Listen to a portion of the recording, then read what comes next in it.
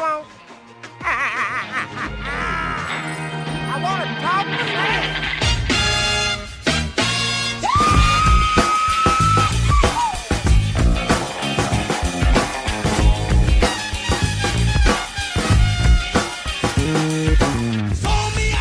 Hello and welcome to the Raptors Weekly Podcast. I'm your host, Samson Folk, and today joining me for maybe the fifth time or the fourth time on the Raptors Weekly Podcast, more times elsewhere.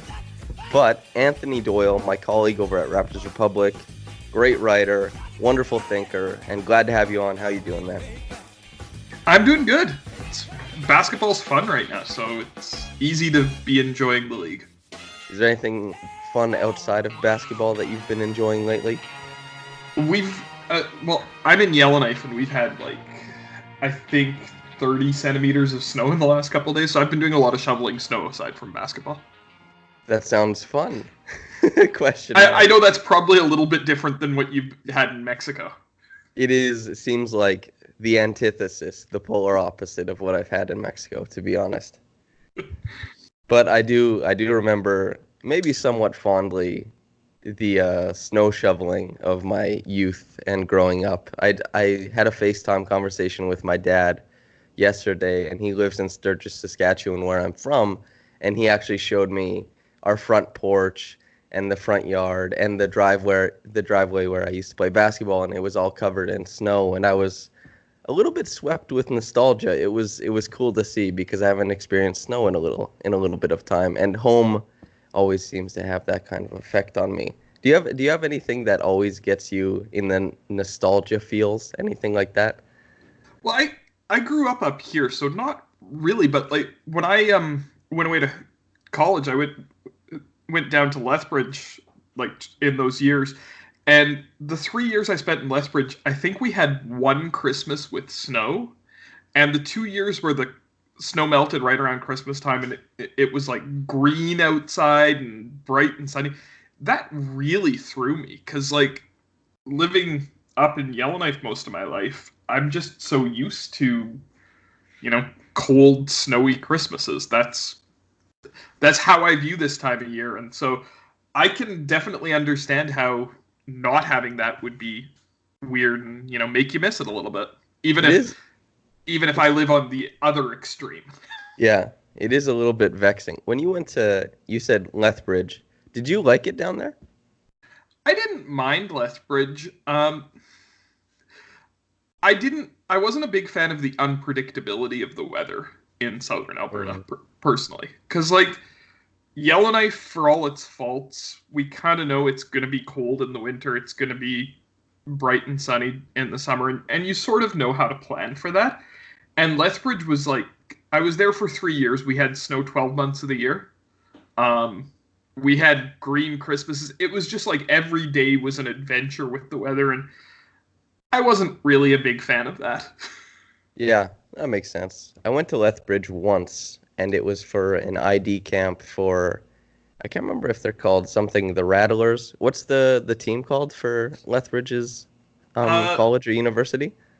The Lethbridge University. I should know this. Yeah. What are they called? I can't remember now. I spent lots of time watching the Lethbridge Hurricanes in the WHL when I was there. Right. What is their university team name? The Horns. It's the Horns. Horns. There you go. And so I was there for a day and a half. I stayed in a hotel there, but we went downtown for a short amount of time. There was one cobblestone street, so I was intrigued by that, and I thought it was quite cosmopolitan because I grew up in small town Saskatchewan. Obviously, my horizons have grown since then, but yeah, that's what I thought of Lethbridge. Lethbridge is a really weird town because there's basically two main populations in Lethbridge, and it's half college and university students and then half retirees. And there's not much outside of those two population groups. That creates a really odd town. Yeah, it would, because it's half college town, half, I guess, pension town, which is those seem diametrically opposed. There's a lot of difference there. So, Yeah, it was different. I mean, it's also the biggest city I've ever lived in, and it's only 50,000 people. So I've never lived in a big city myself personally. Mm. Well, how big is Yellowknife? It's about 20,000 people. 20,000. And what is the best thing to do there, by the way? I always say, like, if you're coming up just to see the town, come up in the winter, do the dog sledding, do the if you come up in January or February, there's the Ice Kings. There's a sculpted castle out of ice down on Great Slave Lake. You can see the Northern Lights, drive the ice road, things like that. Because there's a lot more unique things to see up here in the winter, and it is very different. And dog sledding's fun. You just kind of have to deal with the fact that it's going to be cold and bundle up around that. But we do a lot of, like, there's a lot of tourism up here around the Northern Lights. Yeah, I was gonna say, do you take them for granted because you get to see them so often? And I have a friend down here, Beto, he's from Peru, and he is enchanted with the Northern Lights, and that is he wants to see them before he dies, and he is so taken with them. But you get to see them quite often, I assume. I mean, we see them in some form quite often, but you don't, like, I don't think you would ever take the best Northern Nights for granted, because it's really spectacular when they're at their best.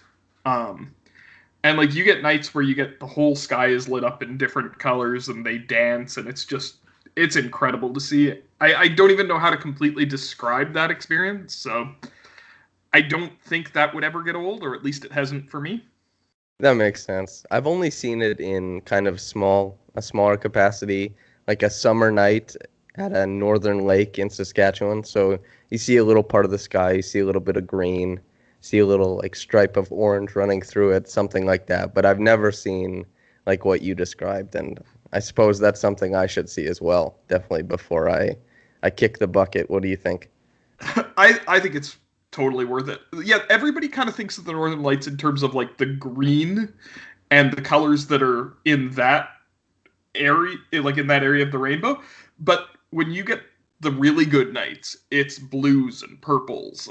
Like, it's the whole sky's lit up, and it's something entirely different, and it's something I'm glad I've had the ability to experience in my life.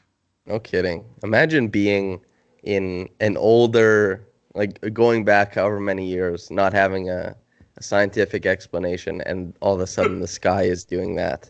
I can't even imagine what that did to the locals at the time. My goodness.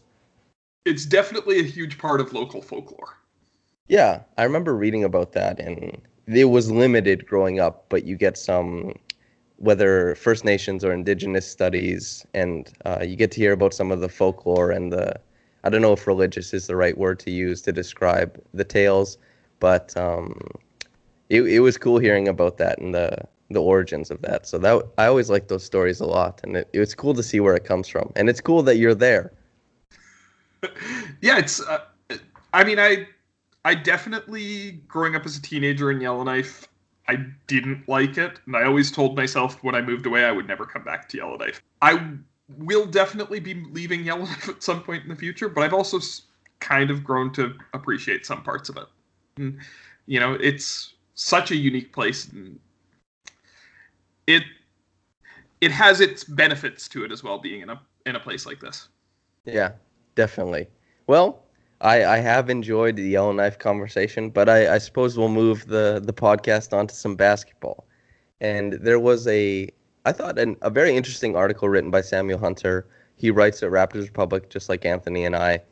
And it was called Labor and Power, and it was about LeBron James, Kawhi Leonard, guys like that, using their gravitas, their power within the league to transcend labor in some ways, but in others that they were still stuck as laborers. And at the end, the takeaway seems to be that empower load management, empower a shorter schedule, empower all these things that are pro player, but also with the caveat that players haven't pushed for that stuff as hard because it affects their bottom line as well. And I'm going to ask you a very tough question here, Anthony. what is the happy medium to you in that situation? Because the players, obviously, they want to get the bag. Because of course they would, and good for them for trying.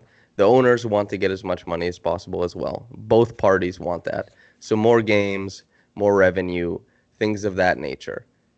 And the players, if some of them do get load management, and there is kind of this notion league-wide that you don't have to play to your full capabilities every game for the 82-game season. Some nights you can take a little break, and that seems to be that's just slid into how we take in regular season basketball. Sometimes your team won't have it. So how do the players go forward knowing some nights maybe they can take a little bit off, but they still get the full 82-game payout, which is fine? And how do they, how, you know what I'm saying, I'm sure. Yeah. And what do you think is the fix, or how do you improve this situation going forward? This is complicated to me because I understand that, when you're a fan and you buy a ticket to the game, if you buy a ticket to a Clippers game, you're hoping to see Kawhi and Paul George. If you go to a Lakers game, you're hoping to see LeBron and AD. And you are a little bit disappointed in what you're getting if you aren't seeing those players. But at the same time, that also kind of underscores the point there that the players are the product. You're not paying because, the Buss family owns the Lakers. Or Steve Ballmer owns the Clippers. That's not why you're going to the games. You're going because of the players who are on the court. So to me, I'll always support the players in these discussions because to me, they're the ones who drive everything forward in the league. At the same time, the load management discussion to me, in a way, we've gone a little bit off course with it because I always think there's a part that has to be brought into this, especially when it comes to Kawhi, and it's all been so Kawhi-centric this year, that he's also not a healthy player. Right, totally. And when you talk about ESPN and them talking about him not playing in a nationally televised game, which was the big story last week, you have to keep in mind, ESPN is also talking about their money there. Because for them, if Kawhi doesn't play, TV ratings go down. That costs ESPN some money. But also, Kawhi's responsibility isn't just to the Clippers. His responsibility is also to himself and to his family. And that's, we don't know all of the details of his knee injury. There's probably a lot more that we don't know than that we ever will about what's going on with his knee. But what we do know is there was, back with the Spurs, when the rift originally started between his camp and the Spurs, it was referred to as a degenerative condition in the knee. We know it cost him a whole season. We know that the Raptors were concerned enough about it last season that they sat him for a large number of games, and that it even impacted him into the playoffs because there were points during the playoffs where the narrative around the Raptors was their playoff run was done because Kawhi didn't have it anymore, because he was playing hurt. And then we also know that going forward into this season, the Clippers came in with the notion that they weren't going to be load managing him. And then as the games went on, he slowed down and they backed off that stance into he's not playing back-to-backs.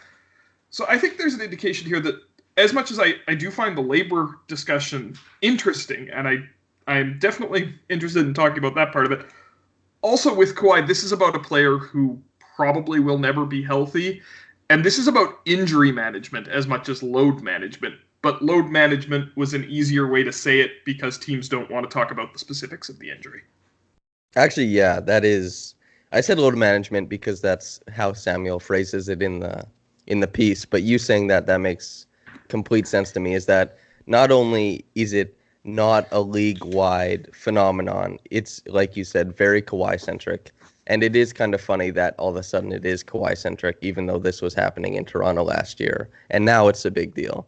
But anyway, I digress on that part. But it is not a league-wide phenomenon. You're correct there. It's Kawhi-centric. You're correct there. And whether it's degenerative, whatever's going on with his knee, you're correct there because, well, obviously they've come out and said it, but his situation is far different than any other player. And so injury management is definitely, I agree with that too. That is the word to use, not load management. The conflation of the two seems to be, it brings the conversation back to somewhere where it doesn't belong, and a conversation where you probably took us away from, which is a good thing. Yeah. And so regarding the Kawhi part of it, yes, I agree with that wholeheartedly. So let's table that part then, and let's move on to the labor, which I think is, the Kawhi thing isn't so interesting as far as his health, and if you figure that out, then that's interesting. But as far as the kind of mystery around it, not so interesting. I think he's just a hurt guy, like you said. And so the labor part of it, the most interesting conversation I think you can have is that they're very, very high paid labor. And they are also very close to being like talent, like a rock star. But taking away from that is that they are salaried and they do have bosses like the Bus family. And there is a coach there, things like that. So where do you think the line is drawn between talent and labor for NBA players? How close are they to falling on either side? I definitely think of them as labor personally, because I think their relationship with the league is very much a labor ownership relationship in a lot of ways. And when you look at it historically and how that's evolved, I mean, we think of it now in terms of the players nowadays, where you have like LeBron is probably a billionaire. We don't know. Maybe he's not yet, but he'll be there soon. And so we think of these players as incredibly rich entities because that's what they've become, but we don't tend to put that into perspective of the history of professional sports and how all of these things were hard fought along the way. You know, we aren't that far removed from professional athletes that had to have summer jobs to pay the bills. And so I think when we talk about labor relationships, we also have to keep in mind the historical context of them and the fact that the NBA Players Association is still fighting for some of those rights. It was only the last collective bargaining agreement where the players grandfathered in healthcare for all former players. And from a labor perspective, that's a big deal because some of those athletes who have retired and are now in their older years didn't make a lot during their career. And we also have to keep in mind that being a professional athlete is really hard on your body, and it does take a toll later in life. So I think when you keep all of those things in mind, you definitely see that players are labor and that they have worked really hard for all of these rights. And we can't talk about the relationship there without being cognizant of those things and being cognizant of the fact that none of those things that they earned along the way were given freely. All of those things had a cost to them. Yeah, they definitely did. And I guess that is a great way to frame the conversation, is to not think of it as just we're now here in these past 5 years, but this has been a developing trend in the NBA for some time now, where the NBA was almost bankrupt at one point, even in its existence, and now to where we are now, where LeBron James has $1 billion contract with Nike, so at some point will guaranteed be a billionaire. Don't know when, like you said, it comes soon, I'm sure. Kobe Bryant, I looked at his net worth yesterday, supposed to be $500 million. Some players are making $200 million on like over, I guess, 6-7 years on contracts. There's a lot of money going around now, so it's hard to view them as labor. And the way that the celebrity has been meshed in as well, I guess that's why I brought up talent and rock stars and things like that, rappers, whoever's performers. So there seems to be like a little bit of a tie there, but it hasn't been that way for that long. So I think you're correct in saying that. And, you know, I don't have any outstanding takes on this. I kind of wanted to bounce it off of you. Also, I would add that our fan expectations of players and what they do is very much the expectations of what we would have of labor. Because, like, when you think about a musician or an actor, we kind of laugh off their bad performances. And, like, you know, you hear about a musician canceling a concert, you just kind of laugh it off. We expect professional athletes to be on the level of that we expect from, you know, the labor when you go into a restaurant or when you go into a store. We expect the same thing from them. We expect their best all the time. And if that's our fan expectation, then we are also treating them like labor. So you're saying that you and I, taking in a tough Pascal Siakam game and saying, guys, it's fine.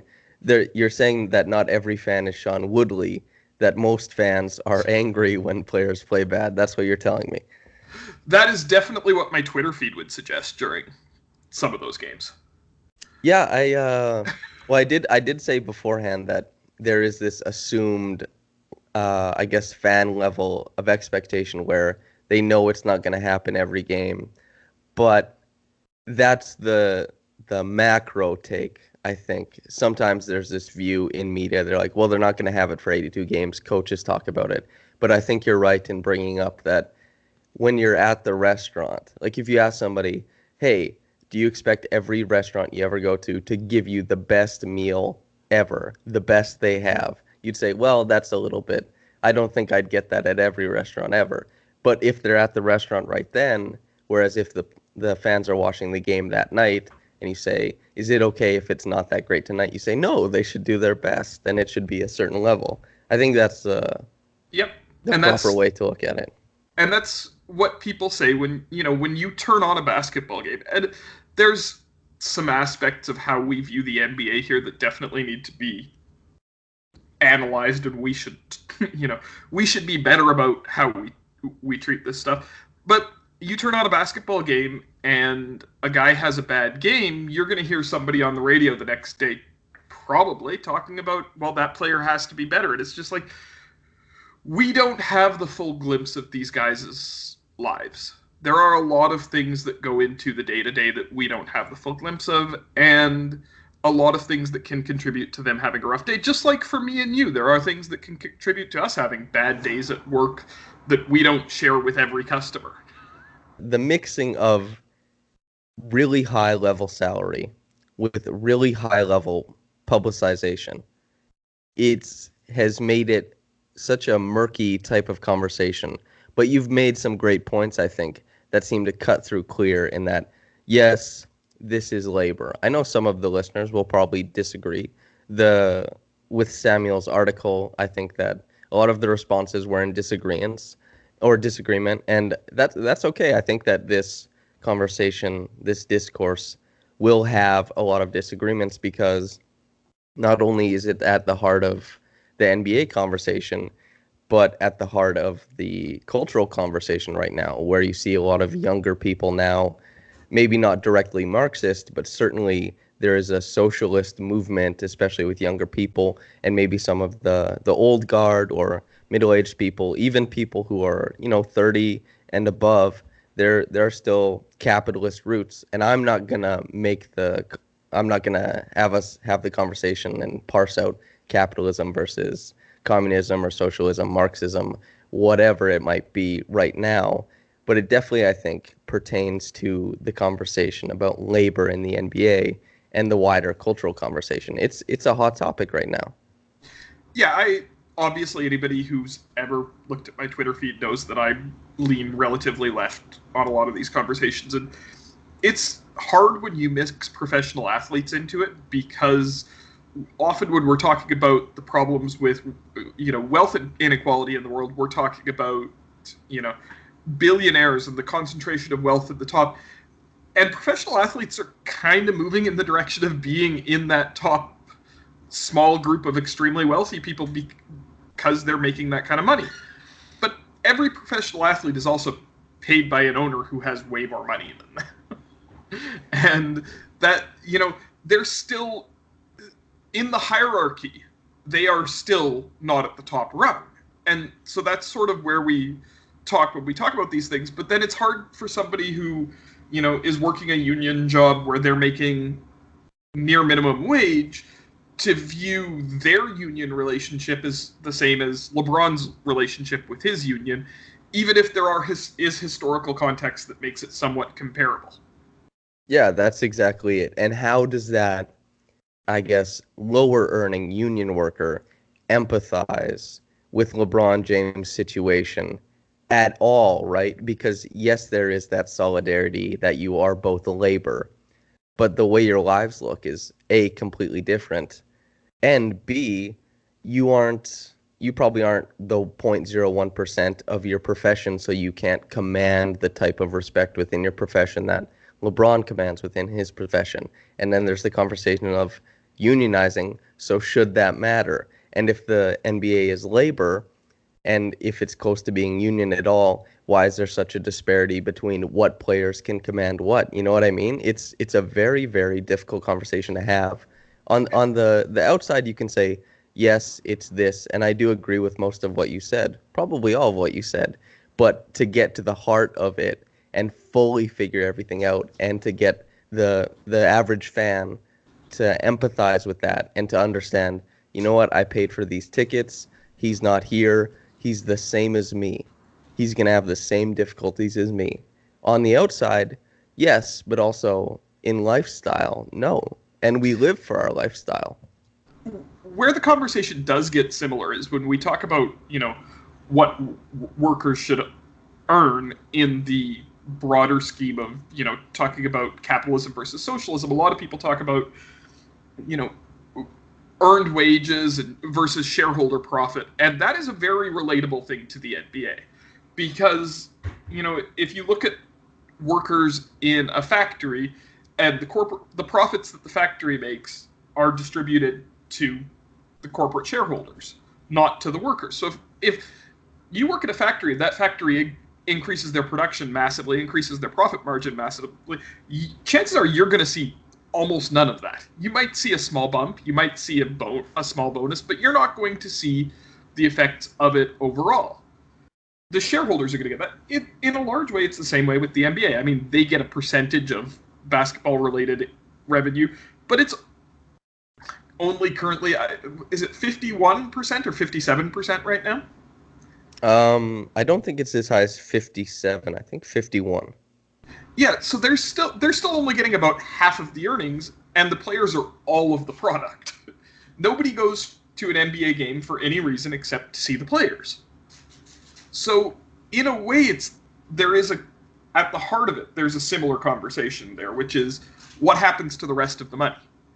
Well, also, I think the most interesting thing, part of the cultural conversation and this specific NBA-centric one, is that some places, because when you're talking about the shareholders or the owners getting more money, you talk about the risk involved in the investment, of course. But some places have little to no risk in investment. If you invest in an NBA team at this point, your money is going up. It's like some businesses print money for you, and there's little to no risk involved. So should the compensation, should that be factored in, right? Because the NBA is such a reliable thing, and the players bring such a great product that is consumed so much, and it just keeps being built upon and built upon. Should people be compensated for a level of risk that isn't really there anymore, right? Well, yeah, let's talk about the New York Knicks. One of the most valuable franchises in professional sports. They haven't been competitive in a long time, depending on how you feel about that, 1 to 2 good years with Carmelo Anthony. 57 wins, man. They were so close. They almost won it all.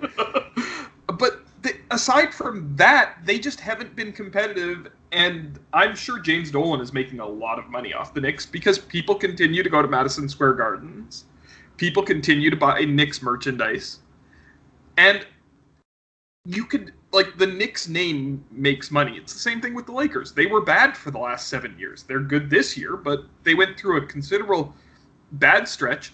And they still were one of the most expensive tickets in the NBA because they're the Lakers. So there isn't a risk in owning the Lakers. You own a team that's going to make money as long as you have to screw up so monumentally to not get that bag. Well, even what screw up, and maybe let's have this is a 2-minute conversation, I'm sure, maybe even shorter, because I think the answer is none. What screw up genuinely makes it so that you don't get the bag?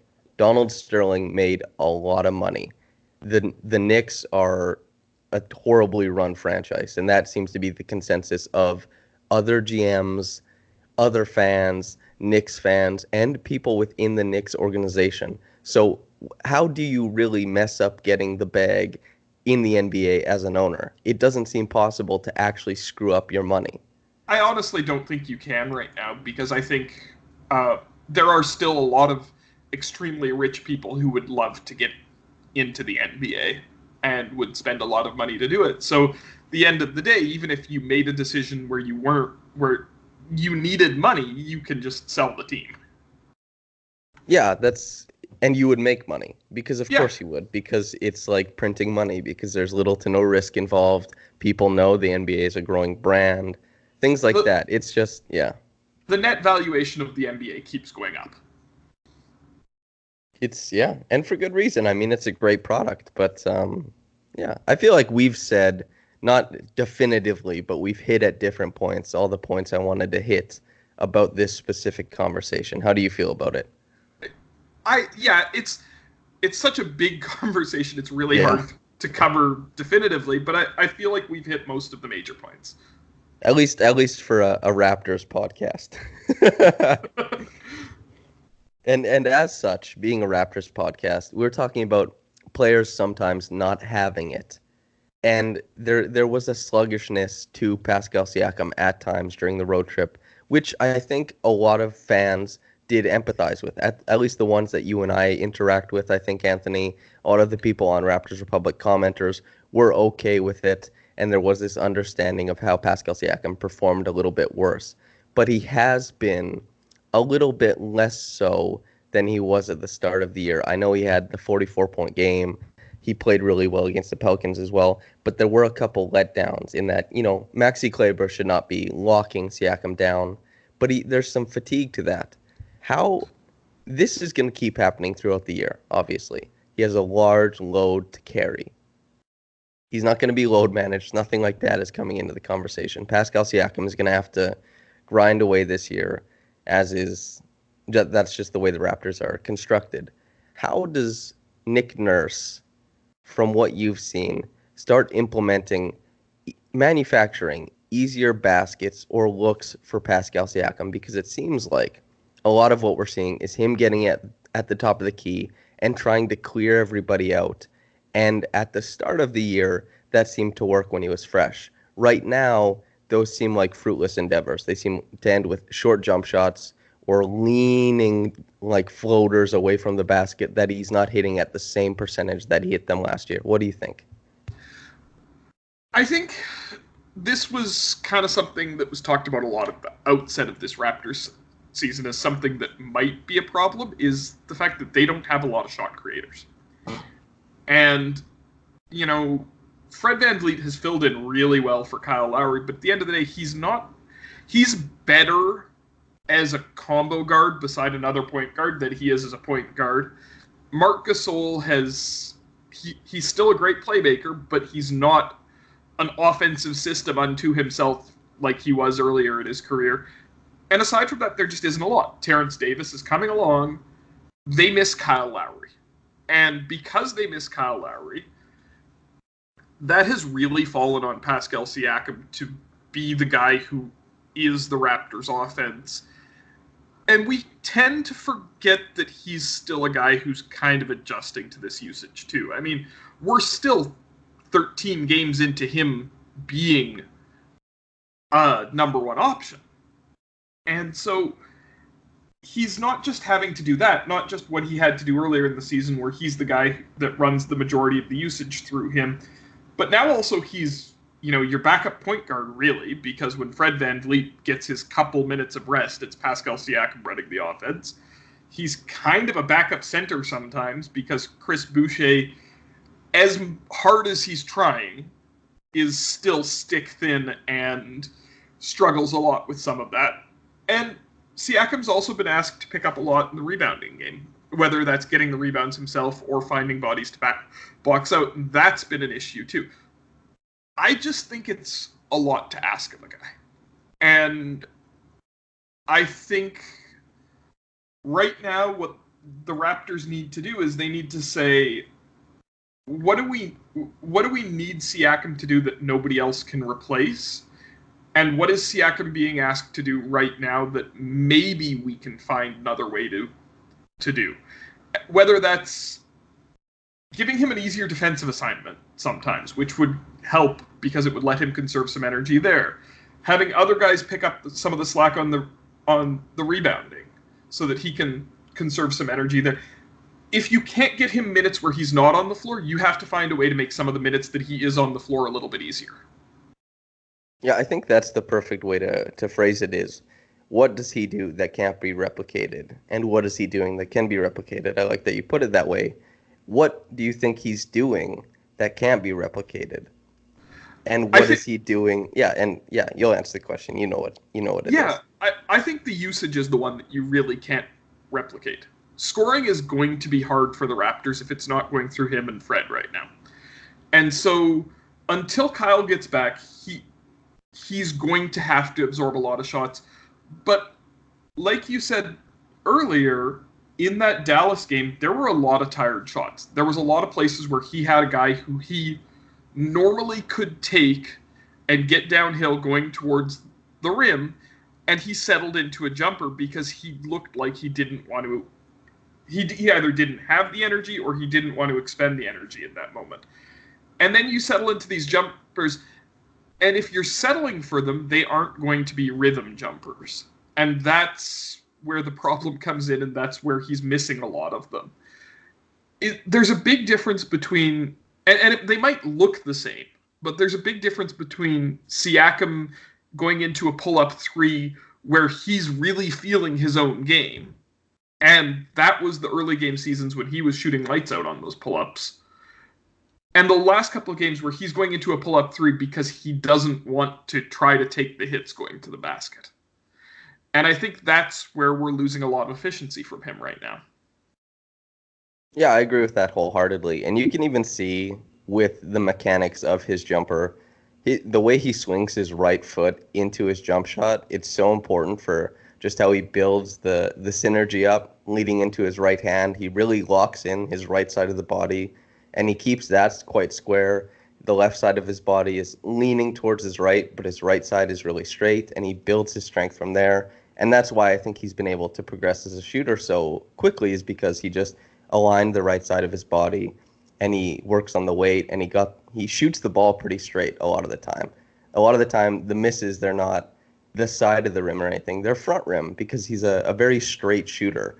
And seeing the way he's trying to pull up on guys, just the way the space doesn't allow for it. He doesn't always get to swing that right foot all the way forward, and his body doesn't get to go through the normal motion on the way up. Sometimes he's leaning back, and it's really taking away from the kinetic efficiency of his jump shot. So getting him looks where he gets to keep going downhill and defenders will be on their heels, and then he pulls up for a jump shot, that's the way. And like you alluded to, if he's settling, he's going to be on his heels, which really does affect the kinetic momentum in his jump shot. And that's, I think, why we've seen a lot more short jumpers. But I do agree he is going to have to eat up shots.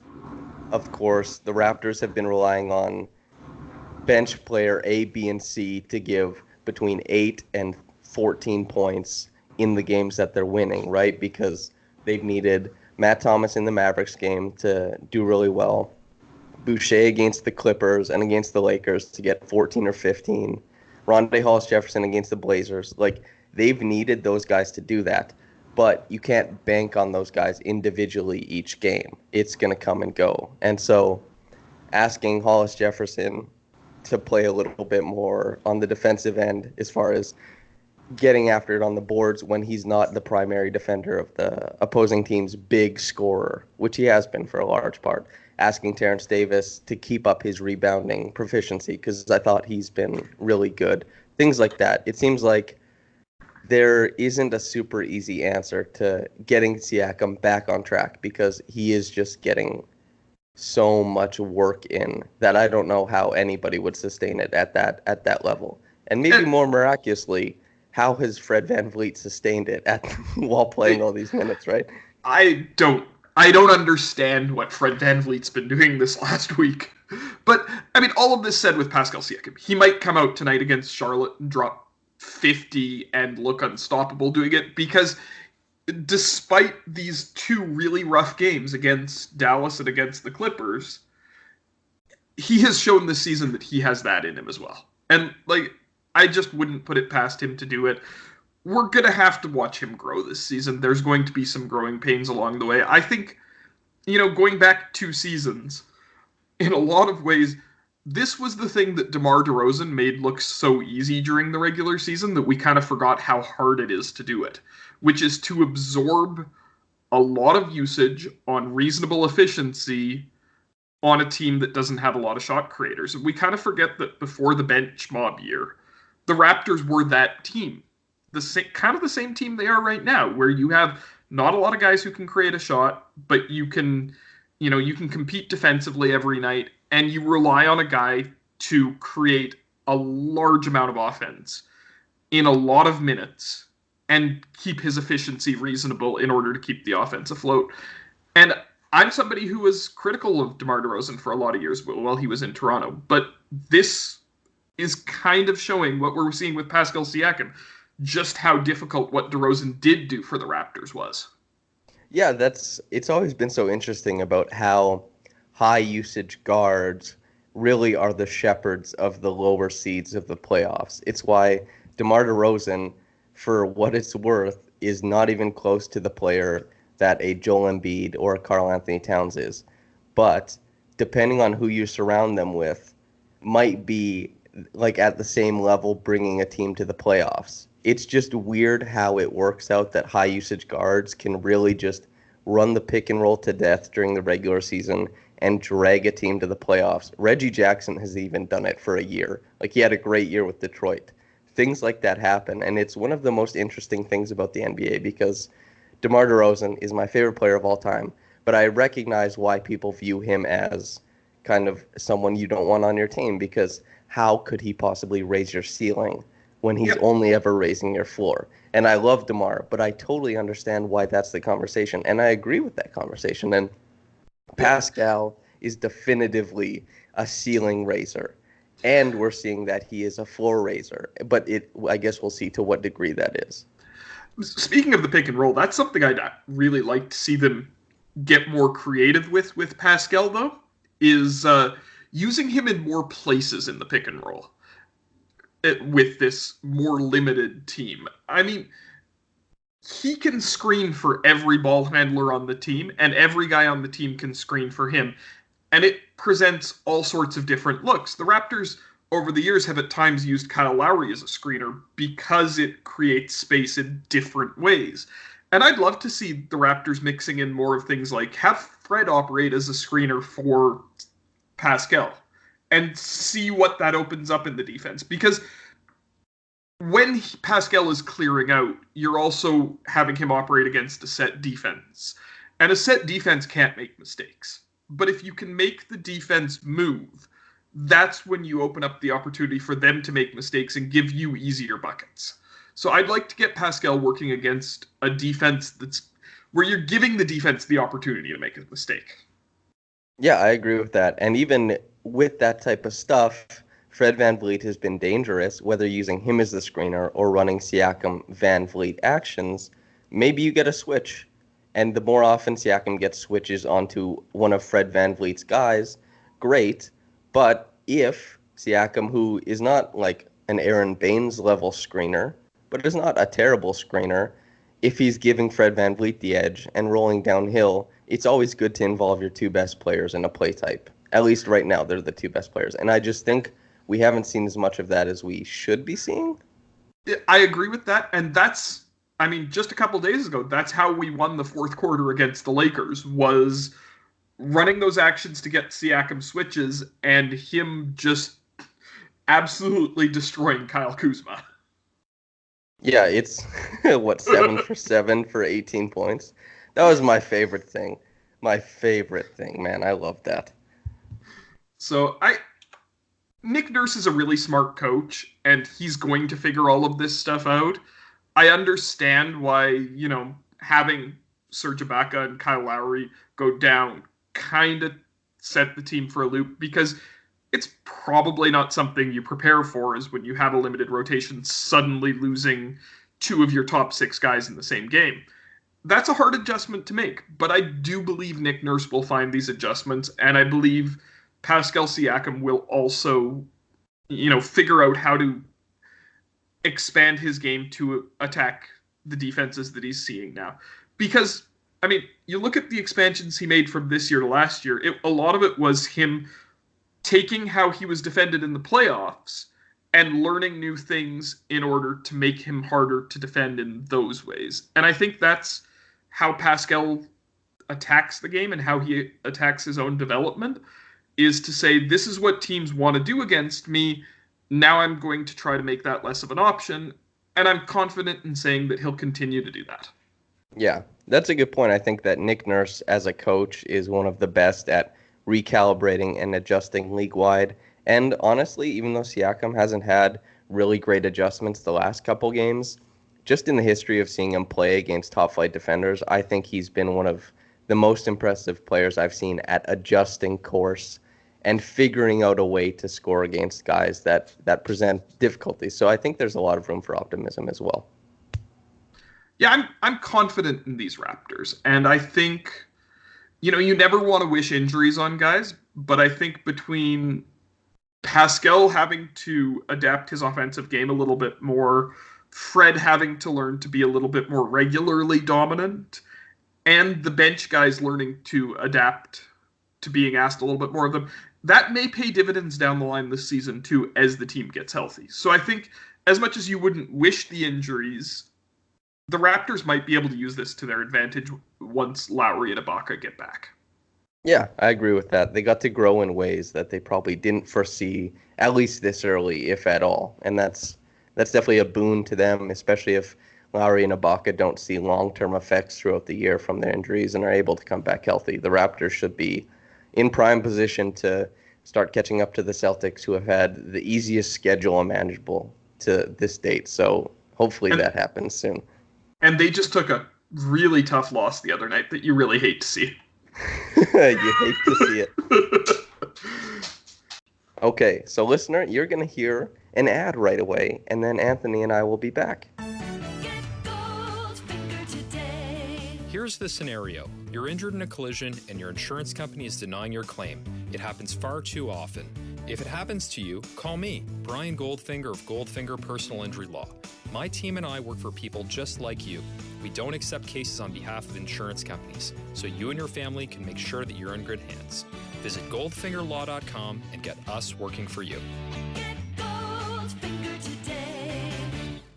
And welcome back. This is the Raptors Weekly Podcast. I'm your host, Samson Folk, and still joined, ready to answer some Twitter questions. I'm with Anthony Doyle. Ready to go, man? I'm ready. All right, so Pierre Larrabee, at Pierre_Larrabee. What would it take for the Raptors to get Kevin Love from Cleveland? Would it make sense to trade Boucher, Davis, and a first-round pick? I'll swing this to you. I'm going to go ahead and say I would almost bet it's not going to happen, because Kevin Love's contract runs into 2021. And I think, I'm not just going to say it's Giannis, has been the rumor going around, but I do think the Raptors have built this team to bring in a big free agent in 2021, and I think that's a major focal point right now for Masai and Bobby Webster. And I would say, if you're looking at trades for the Raptors, what you're probably looking for is things that they can do that don't impact that cap space, because unless they're bringing in a player who makes them a contender immediately, and I don't know that Kevin Love does that given what it would cost to bring him in, I don't think they make that deal. So I love Kevin Love, but he's also, I don't think he solves enough of what this Raptors team needs by himself to vault them into that top tier conversation. So I wouldn't say that's a trade I think the Raptors would make. And I also think if you're talking to Cleveland right now, you're probably having to give up a higher tier young guy and some future first round picks to get that, because they're kind of at that front end of a rebuild. So what you'd be looking at in my estimation, we would have to be talking about probably moving OG Anunoby, which I don't think the Raptors would want to do either, and I don't think most Raptors fans would want to do that.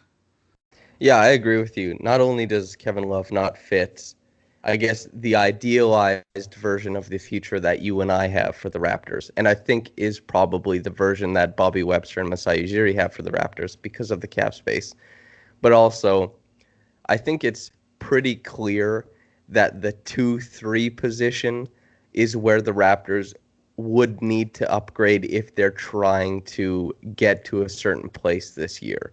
If they're going to say, like, hey, we're going to win it all, having the quartet of Kevin Love, Serge Ibaka, Marc Gasol, and Pascal Siakam would be great, but it's not as great if you're in the playoffs and you have Norman Powell and OG Anunoby, and maybe another guy sneaks in, Matt Thomas occasionally, one of Malcolm Miller, Stanley Johnson. That's the area of need, and I really like Kevin Love's game as well. I also like him as a guy, but it's I don't think that's the fit. And I do think that Cleveland is, even though they're not a super great team or anything, they're operating from a position where they can ask for a lot if they want to. And I don't think the Raptors would be willing to pay for that because the Raptors are shrewd when making trades, which is a good thing. And yeah, I agree with you on that. I think if you're looking at a Raptors trade, you're looking at a ball handling shot creator is what they need to add. Yeah, well, you have Fred playing 40 minutes a game, and Kyle and Fred, even when both are healthy, playing 38 minutes a game. I think that's clearly the need, and especially when Marc Gasol and Serge Ibaka are only playing 24 minutes a game. Trading for Kevin Love, while Kevin Love, I think, is a great player and has a super great skill set, I just don't think that makes sense for the Raptors. The next question is from Brian Jackson. Just for the fun of it, could you muse about the Raptors trading to get DeMar back from the Spurs or signing him this offseason? How interesting. I'll swing this one to you, Anthony. What do you think? I just went and said a whole bunch of nice things about DeMar in the previous segment, and now this is going to make me look bad. I really appreciate DeMar DeRozan for everything he did for the Raptors. However, during his time with the Raptors, I did a lot of background work on how do guys with his offensive profile age.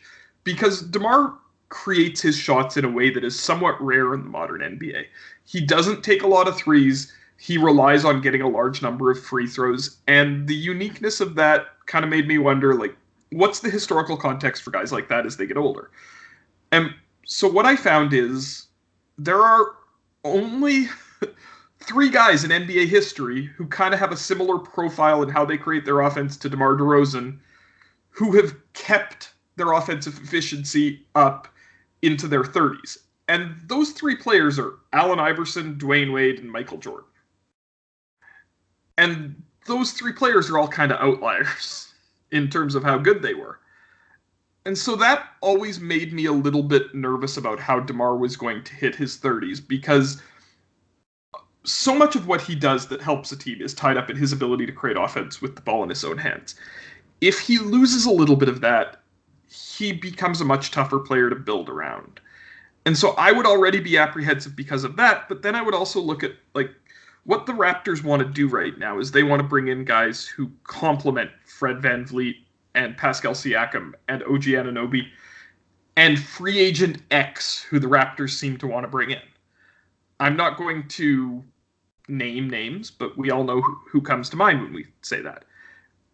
And I think Pascal Siakam's a guy who you want the ball in his hands. Fred VanVleet is becoming more and more a guy who you want the ball in his hands.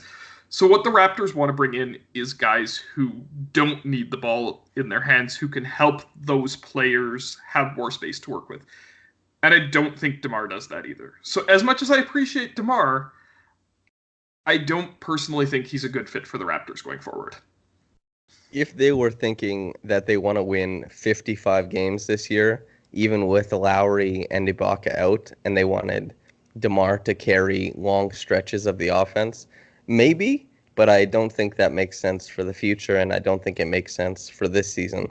And I love DeMar, but like you said, having comparisons of Allen Iverson, Dwayne Wade, and Michael Jordan, while usually a good thing, in this case actually makes his game seem very outdated and makes it seem like it's not actually built to last. And especially since even like a 31-year-old Allen Iverson, I don't think this version of the Raptors team would trade for a 30 or 31-year-old Allen Iverson back then because it just wouldn't fit with this team. Dwayne Wade, Michael Jordan, both top flight Hall of Famers. Of course, Michael Jordan is considered the greatest basketball player of all time. Those guys, of course, but it's clear DeMar isn't at that level. Both Michael Jordan and Dwayne Wade had lightning quick first steps, something DeMar has never had. And DeMar has learned to play within his athletic limitations. And those guys, they had to learn to grow around that. But it's just DeMar does not bring as much as what the Raptors need, especially since it just seems like the things he's doing for this year, this is maybe the first year we've seen that he hasn't improved in a summer. And especially when you see other players improving so fast, especially like a Pascal Siakam. DeMar looks like he has maybe lost a half of a step this season, and that sucks to see, but there's a good chance that if he has, he's not getting that back as he ages at this point. And all due respect for everything he did for the Raptors, one of the greatest players the franchise has ever had, and did as much as almost anybody else for the Raptors. I think we're just going to have to appreciate that and let that be his legacy as a Raptor. Mm-hmm. And one last thing, if DeMar was thinking about his future, was thinking about his fit on the next team, and was thinking about how he fits into the league going forward, that three-point shot would be going up a lot more often, whether it's in practice or during games or both. That has to come. As you age, that has to come. And it hasn't come yet, which means that DeMar's viability on a long list of teams has gone away. You have to be able to shoot the three, especially as your athleticism is about to leave you. And even Jason Kidd ended up on, the top 10 of three-pointers made, because that was something he worked at. That was something he incorporated. And seeing DeMar turn that progression of his game away, while guys like a Pascal Siakam are working that in, even though they're bigger players, and Pascal Siakam, the need for him to have a three-point shot wasn't as necessary as a guy like DeMar. Everybody's been clamoring for it for so long. So DeMar has kind of... Sorry, go ahead. Another former Raptor, Vince Carter, is kind of the model for how a ball-dominant wing should age if he wants to keep in the league for a long time. Because, Vince did exactly what you said. He expanded his three-point shot.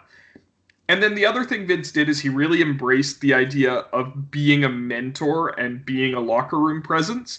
And DeMar's always been good in that area, but that to a large extent became who Vince is. He's a guy who he's there to help the young guys grow in their career. And I don't know if DeMar's ready for that move in his career. Right. And also, maybe the most important part, Vince, for the last few years, hasn't made a lot of money. And the Raptors, and I think Raptors fans would appreciate hearing this, the Raptors are trying to win a championship. And Vince Carter, when he was making a lot of money, did not win a championship. And if you pay DeMar DeRozan a lot of money, your team is probably not going to win a championship. He's my favorite player of all time, but that's the reality of the situation. And I think that's probably the best place to leave it. And while also saying that he is one of the most important figureheads in Raptors history. How do you feel about that, Anthony? I think we both kind of we're at the same place on this one. Yeah. The another Twitter question from Aaron K55. Assuming that at some point the Raptors are completely healthy, big assumption, and given the play of the new bench mob, does Nurse have one starting lineup, or should he/will he favor matching up with opponents? I think we're going to see a static starting lineup this year as long as we're healthy. I think it's going to be the Lowry, Van Vliet, OG, Pascal, Mark group. And I don't really see a strong case for going away from that as the starters because they fit so well. And as we saw last year in the playoffs, if you can win the starter versus starter minutes, that carries you a long way. So I expect you'll see that as the starting lineup. I think what you'll see if these bench guys can keep playing well is you'll see the Raptors play much more fluid lineups in sort of the end of the first quarter, beginning of the second quarter, end of the third quarter, beginning of the fourth quarter minutes. And you might see some fluidity in closing lineups. But I wouldn't expect the starting lineup to be anything different than that group. Yeah, if Marc Gasol's offense truly never returns to a certain level, which I expect it will, there's been tons of players who have worked themselves back to, I don't want to say in shape, but just to a level of comfortability within an offense, within their own game throughout the year. Even a guy like Eric Gordon is known for having horrible starts to the season. Marc Gasol, he's had a bit of a start that is a little bit disappointing offensively, but for the most part has been very good defensively, and he's always been a great guy who boxes out and helps out on the defensive glass. So there's been great aspects to his game, but if it truly never comes back on the offensive end and he's still shooting 37-40% at the rim this year, and Ibaka still remains as hot as he was before he's injured, maybe something changes there. But even then, I'm not so sure. Nurse seems to like that lineup that you laid out there, Anthony. And so, yeah, as much as we've all been critical of Marc Gasol's offensive start to the season, I mean, this summer playing for Spain, he did score 33 in a game. I wrote this huge feature breaking down the similarities between the Raptors offense if they used him the way Spain used him, talking about Scariolo talking about it. And then they haven't done any of that yet. So I'm waiting on that because I thought I was going to be like, yes, this is a great predictive piece for the year. And it has not borne any fruit so far. Disappointing. I think he'll come along. He's not going to ever be the same player he was at his peak. But Kyle Lowry, when he gets back, he is so good at putting other players in a position to succeed. I can't help but think he's going to find a way to get Marc rolling at some point this season. Yeah, and I was talking about this with my friend Beto when he was asking me about why Marc struggles at the rim and why he was so good at the rim in FIBA. And I'm going to posit something here, and I wonder if you agree that the FIBA play around the rim is a lot more physical, but not as long and not as quick, which actually does benefit Marc Gasol's game. Marc, if they're playing really physical, there seems to be a level of comfortability that he has finishing over a physical defender. Whereas the NBA, it's less physical and the length is more.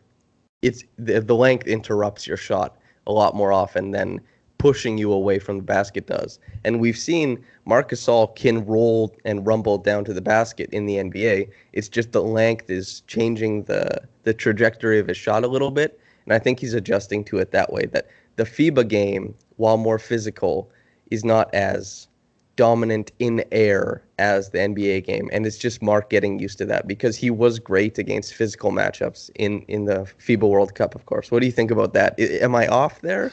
Is that a factor at all? I agree with that. I definitely think that's part of it. I mean, you look at the Philadelphia series when he had his best playoff series last year, and it was that type of physical ball that really, really benefits his game. But I also think Marc kind of puts himself last. And so, kind of like when he came into the Raptors last year at the trade deadline, he took a while to get rolling. Because I think what Marc, the way he looks at the game is he says, I need to make sure everybody else is comfortable with me, and then I'll worry about what I'm doing. And I also think that's sort of what he's doing this season, is he's saying, we got to get Pascal rolling. We got to get OG rolling. We got to get Fred rolling. And then I'll worry about me. And I think it would benefit the Raptors sometimes for him to be a little bit more selfish, but I also don't think that's who Marc is. Yeah. And just as a heads up, listeners and people who wrote in, I think we just answered this question from CQ. What's with all the hate towards Marc Gasol? The man has been going all year at a high level. No other player in the league has accomplished what Gasol has done this past year. The man won an NBA championship and then a world championship. Give the champ a break. Yeah, we're trying to. We're throwing him some compliments now, and so I think we've answered that question. And there's also from Jake at _GodBuckets_ said, 2016-17 DeMar DeRozan versus 2019-20 Pascal Siakam, who is better? I think we've answered that as well. So a couple more questions. And how do you feel about transitioning to those now, Anthony? Yeah, no, I'm good. Let's go ahead. From Matt Jenkinson, at Matt Jenkinson 85, do you see FVV staying with the Raptors long term? What kind of contract extension is he worth to the Raptors? I imagine this question will be asked on most podcasts going forward. And what do you think, Anthony? I have a hard time with this one right now because so much of it depends on how he sustains this season. But you are also looking at a guy who just got Finals MVP votes and obviously was a huge part of a championship team. He's the same age as he's basically the same age as Pascal Siakam, which we tend to forget.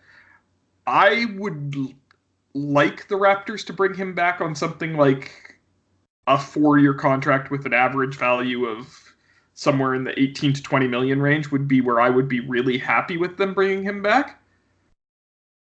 If he continues at the level he's been at the last, 4 or 5 games, it could obviously go higher than that. But also, the Raptors kept Fred cheaper than we expected the last time around when he hit free agency. Point guards aren't really getting paid a whole lot in the current NBA, not unless they're superstar point guards. And as much as I love Fred, I don't think he's going to be that at any point in his career. So I think that's probably what I would look at the Raptors keeping him for. And as long as they can keep him in that range, they can do that and still maintain that max cap slot going forward that seems to be important to the organization. If he starts if Fred's next contract starts to get too much more expensive than that obviously gets complicated. Yeah, I agree with that pretty much wholeheartedly. And I think the only way Fred VanVleet transcends to that level of stardom is he has to shoot much better at the rim, and I understand why it's difficult for him. I totally get it. Like, even Marc Gasol is shooting 40% at the rim. It's hard to shoot at the rim in the NBA. There's a lot of contests there, and so either that needs to happen at a way higher rate. Guys like Victor Oladipo and Kyle Lowry, they shot bad at the rim for a short part of their careers, learned how to work around it. Obviously, Oladipo incorporating the three-point jumper to open up more space for him, and Lowry doing that as well, but being more of a outfoxing and out-timing the help side defense. So VanVleet needs to transcend that part of his game, or basically needs to start hitting threes at not a Curry rate, but at a very, very high rate like he's already doing, and he's extended his range. But it needs to become prolific, and those are the only ways I see for him to get really, really great, and those are both huge developments in his game, which I hope happen, of course, but I think I'm in the same boat as you. Yeah, I think you're looking at something around the lines of what Malcolm Brogdon got last year. Similar player. He's a combo guard. Brogdon scored 15 per game last year on really good shooting numbers, and what he got with Indiana was 4 years, 85 million. And I think that's probably comparable to where Fred's going to be next summer. Yeah. Brogdon was 50-40-90, right? Yes, Brogdon was... I'm just looking at that. Yeah, last year he was a 50-40-90 guy. And the second best player in the Milwaukee and Raptors series. Man, I can't believe they let him go. Seems silly. I'm not going to harp on it, but yeah, kind of crazy. Them choosing to pay Bledsoe over Brogdon is probably a decision they're going to end up looking back on. I think they're already looking, like, as soon as they were in the playoffs in that series, they're probably like, oh my God. They knew then that playing Bledsoe, and now that they don't have the money that they want for Brogdon, it looms large for sure. And one last question. This one from Christopher at Design Mojo. Are the high minutes for Siakam, FVV, and even Lowry when back sustainable over the year? You figure we need to ride those guys hard for any success. This seems like a fairly easy question, but I'll swing it to you. Is it sustainable? No. Yeah, I don't think so either. Is it? It's something you understand why the Raptors were doing to start the season. Nick Nurse obviously wasn't happy that his end of the bench guys were coming along to where he wanted them to be at the start of the season, and he made that very clear. He called them out before the season even started. And so, obviously, that was what contributed to him deciding that he was going to have a small rotation to start the season. The injuries happened. He's opened up the rotation. Now, as those guys come back, as Lowry, we should be getting the update on him next week, I think. Once we get there, now there is some comfort with Rondé. There is some comfort with Terrence Davis, who's been phenomenal, and Chris Boucher and Matt Thomas. And those guys have kind of found a little bit of a role for each of them on the team. That lets Nurse open up the rotation a little bit more, should let those minutes come down. But no, I would not say that that's sustainable at all. And in fact, I would say it's a very bad idea to keep their minutes where it's been. Yeah. Terrence Davis's progression looms very large for the Raptors season. And I think you had mentioned on Twitter, well, lots of people have mentioned on Twitter, but I believe I saw you mentioning that his reads are coming along at a very high rate, which is a good thing because the Raptors are asking him to handle the ball and make reads. Even though he's been good playing off ball so far this year, the real progression, at least for this specific year, is that if he can handle the ball, run through pick and roll, run through, those little side pick and rolls, pin downs, things like that, make the proper reads, that's really big for the Raptors and their offense. And that's where the difference will be made, I think. Yeah, what I was seeing was in the preseason and in the first couple games of the season, when he would run a pick and roll, he was seeing the first read and the second read for passes, but he was making very simple reads. And then in the last couple games, he's starting to see the whole floor. And that's a big deal for your lead guard, is when they start to see, not just the guy who's rolling for me and the first outlet, but you start to see also, okay, who's in the dunker spot? What pass can I make where that guy can make another play? And he's starting to see that whole picture.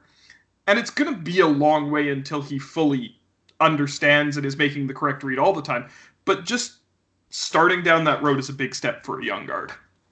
Yeah, especially an undrafted guard. Another gem, seemingly, from Masai Ujiri. I don't know what you say about the Raptors scouting and development at this point. Is they're pulling more talent out of the draft than some teams are with multiple first-round picks. What I would say about their scouting and development right now, Anthony, is that they should be a farm team. Oh, man. Sorry, I had to do it. That was a long night on Twitter.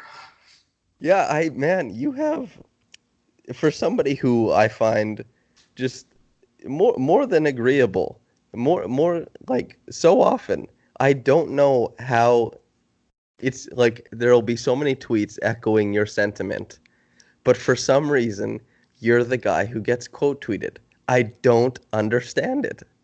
Do you understand why? I don't really get it.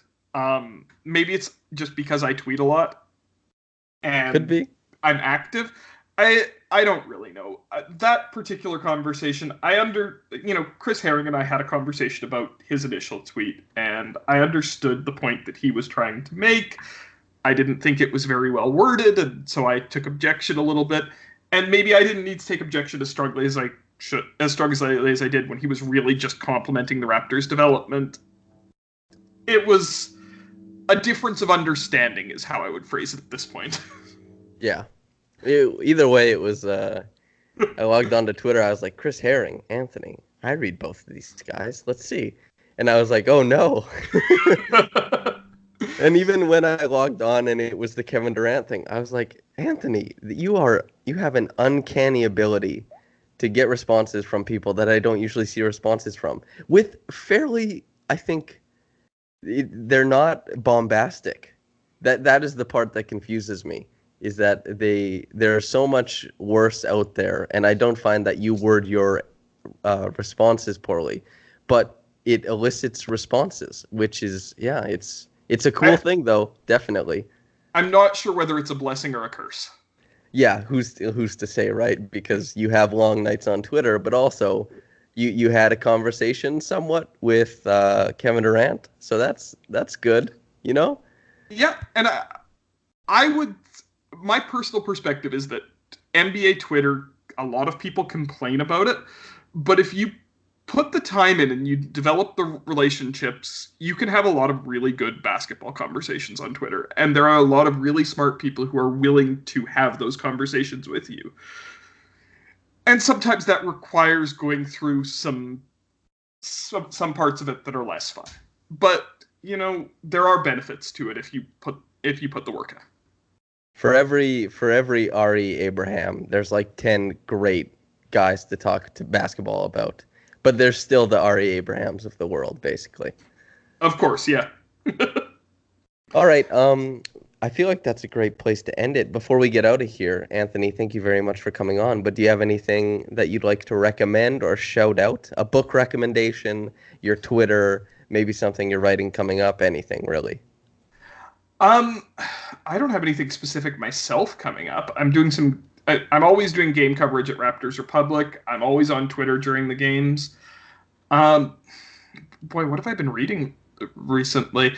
I mean, not basketball related, but I've been reading through the prequel trilogy on the Malazan Book of the Fallen, which is my favorite series of books of all time, that Steven Erikson has been putting out, and I always recommend those books to everybody. But I haven't really been specifically reading anything aside from trying to keep up with the basketball world in the last couple of weeks. Just there's so much good stuff being put out there that keeping up takes up a lot of time. Yeah, there's the amount of great content out there is it's ridiculous a little bit, especially if you do have the good falls on NBA Twitter and you find that all the good stuff is being funneled to you. How do you turn down a great premise and a great writer? You just kind of have to dive into it. It's for all of the talk that's on Twitter this morning about NBA television ratings being down, I can't help but personally feel like we're in a little bit of a golden age of basketball. There are great games every night. There are really smart people writing about them. You have to dive in and just enjoy it, and you can't focus too much on trying to look at how does this impact the league going forward. Just watch the games. They're fun. Yeah, I mean, Markelle Fultz had a great game against, who was it last night? Who did they play? Oh, my God. They just beat 125-121. Who did they play? Washington. There we go. Okay, well, it's Washington, so that's something that's probably notable. Washington has been fun this season. Like, as bad as they are, they have had some really entertaining games. And Danny Green threw down a big dunk last night. He did. My God. That he came in from the right wing, got it off a missed LeBron 3. It was pretty good. I didn't know Danny Green could do that, and I watched every minute of him last year. Yeah, man, I didn't think he had it either, but he skied for it. It was like, I'm sure you remember CJ Miles.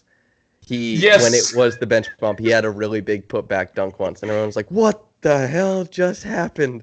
It's always those shooters who they're still NBA players, so they probably still have like a 36-inch vertical at the very least. Who, if they get their steps right, they can sky in for one. And yeah, Danny Green had one. I know we're getting close to the end here, but that reminds me when I was in Lethbridge, I was at a basketball tournament, and one of the guys who was there who was there as a coach, who had been on the Canadian national team when Steve Nash was coming up. And we were having a conversation about, his experiences with Steve Nash before everybody knew who he was. And he said that one of his first times at the Canadian national team camp, Steve Nash was one of the most athletic guys on the team. Yeah.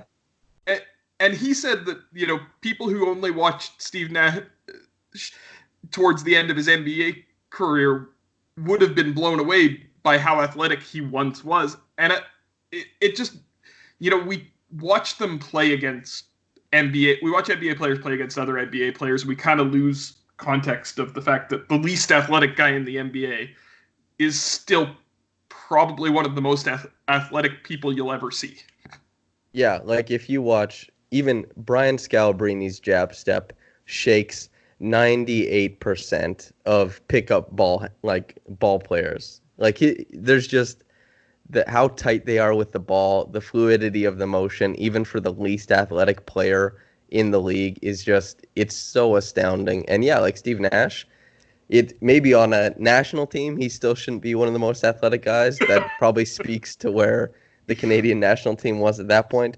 But relative to if I'm playing basketball and an NBA level player comes out and starts playing, even I used to play with, there's the Saskatoon, I believe they're the Rattlers. I've played with quite a few guys who played on that team in the Canadian Basketball League, and they won this year, which is really cool. But I play pickup with a lot of those guys all the time, and they're so athletic compared to guys who don't play any type of professional basketball. And it's just the things they're able to do, that just so fast, fast twitch muscles on a level, just the jab step, the in and out dribble, everything shakes you out of your shoes. And and those are guys who play in the Canadian Basketball League, not the NBA. So the difference is astounding. Basically, NBA players are athletic, I think, is where we've ended up on this. Very athletic. Yeah. Well, thank you for having me on, Samson. Yeah, of course. I've genuinely enjoyed this conversation very much. I feel like there was a very wide berth of things that were covered, but I'm very happy with where we got to. Yeah, I always enjoy coming on, and always enjoy getting the opportunity to talk basketball. Living up here, there's a small basketball community, so I always enjoy getting the chance to come on the podcast and chat. Perfect. Well, Anthony, we'll bid you adieu. Thank you very much for coming on. And to the listeners, thank you for listening. I hope you enjoyed it. This was a long one, but filled with great talking points. And whether you're getting into this in the morning or at night, have a blessed day and goodbye.